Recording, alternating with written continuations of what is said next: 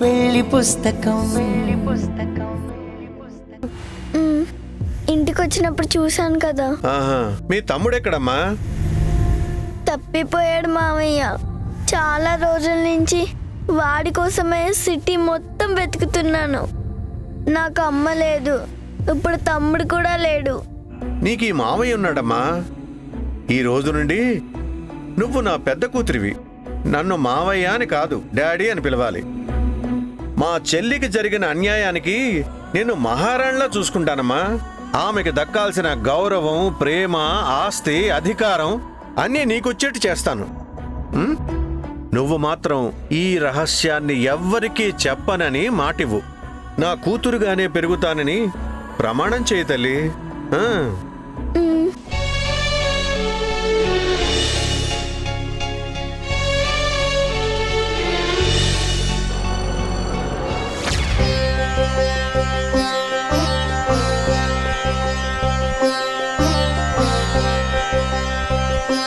అలా నా చెల్లి కూతురు నా పెద్ద కూతురిగా పెరిగింది, నా వారసురాలైంది.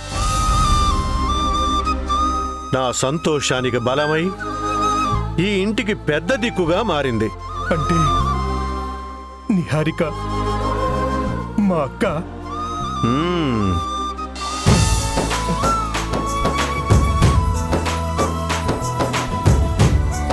తమ్ముడు,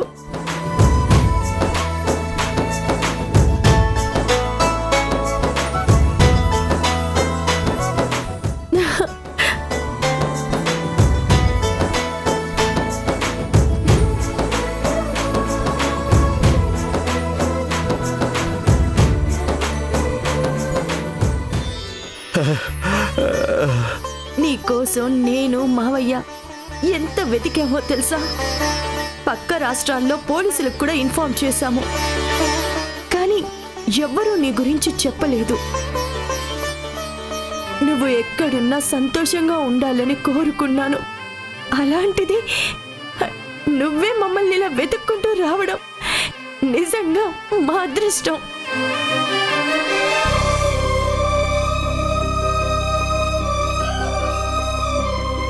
అదృష్టం కాదక్క, నేను దరిద్రుణ్ణి. సొంత అక్క కన్నీరు కోరుకున్న నీచుణ్ణి. నువ్వు ఈ కుటుంబానికి చెందిందానివని నీ మీద కోపం పెంచుకున్నాను. తనూజాని రెచ్చగొట్టి మీ ఇద్దరికి గొడవలవ్వడానికి కారణమయ్యాను. ఒక తమ్ముడిగా నీ బాధ్యతలు తీసుకోవాల్సింది పోయి నిన్ను బాధ పెట్టాను. పేగు పంచుకుని పుట్టావని తెలియక ప్రతీకారం పెంచుకున్నాను. నిన్ను క్షమించమని అడిగే హక్కు కూడా నాకు లేదక్క. అయ్యో అయ్యో, చందు లే, పైకి లే.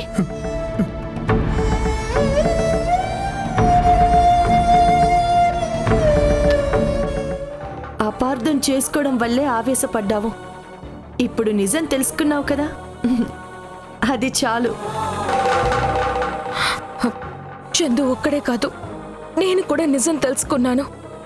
వరుసకి ఏదైనా సరే నువ్వు మాత్రం మా అక్కవి, మా అక్కవి. తనుజ,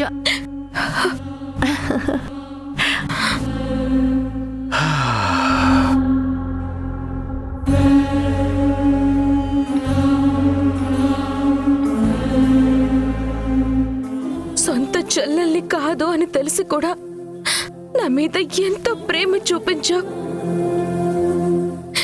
ఎన్ని మాటలన్నా ఓపికతో భరించావు. నేను చేసిన తప్పులకి ఎంత పెద్ద శిక్ష వేసినా తక్కువే. అది నీ తప్పు కాదు తను. నిన్ను అందరికీ శత్రువు చేయాలన్న నా కుట్రలో భాగం. నీ మనసుని మాయ చేసి మాటలతో నిన్ను మోసం చేశాను. నిన్ను ప్రేమించడం, పెళ్లి చేసుకోవడం అంతా మీ కుటుంబం మీద పగ సాధించాలన్న కుట్రలో భాగమే.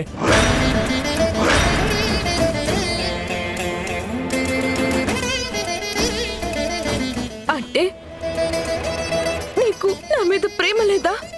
అప్పుడు లేదు, కానీ మావయ్య మా అక్కని సొంత కూతుర్లా పెంచుకున్నందుకు నేను నిన్ను కంటికి రెప్పలా కాపాడుకుంటాను.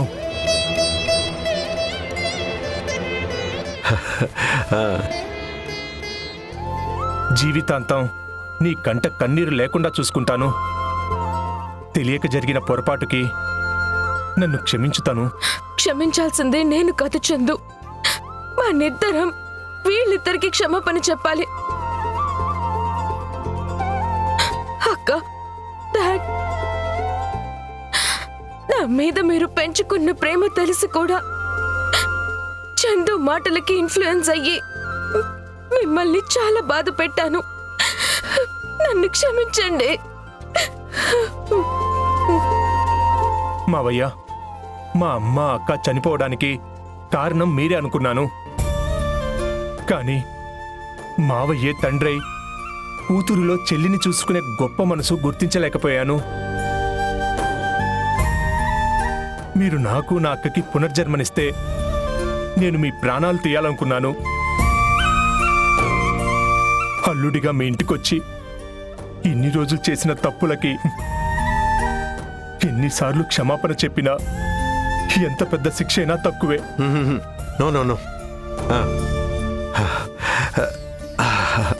చందు, తనుజ, ఎవరి తప్పు ఏంటో ఎవరి గొప్ప ఏంటో ఇప్పుడు అందరికీ తెలిసింది.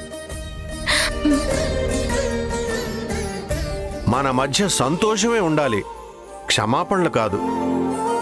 మొహంలో నవ్వు ఉండాలి, కానీ కన్నీరు కాదమ్మా.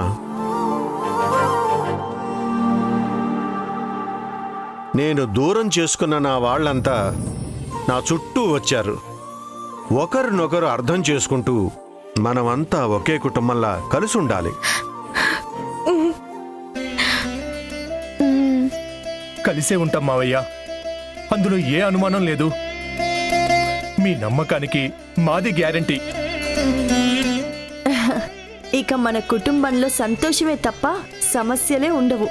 నవ్వులే తప్ప కన్నీళ్ళకి కష్టాలకి చోటే లేదు.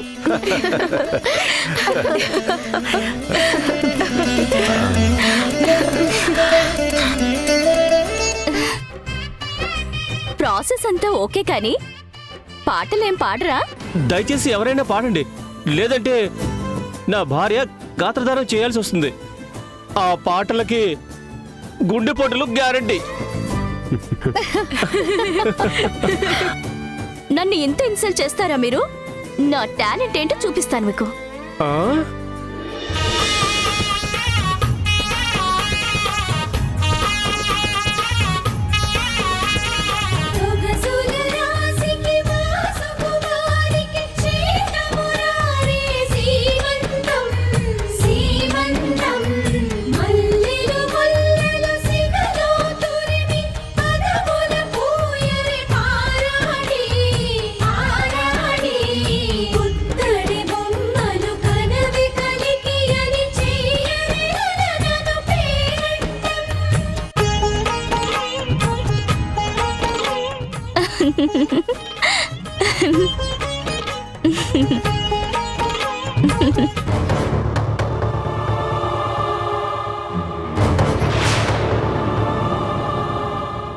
నేనిచ్చిన చీరని మెచ్చుకోవడం కాదు, ఇప్పుడు ఇవ్వబోయే విషం తాగి చచ్చిపోతాం.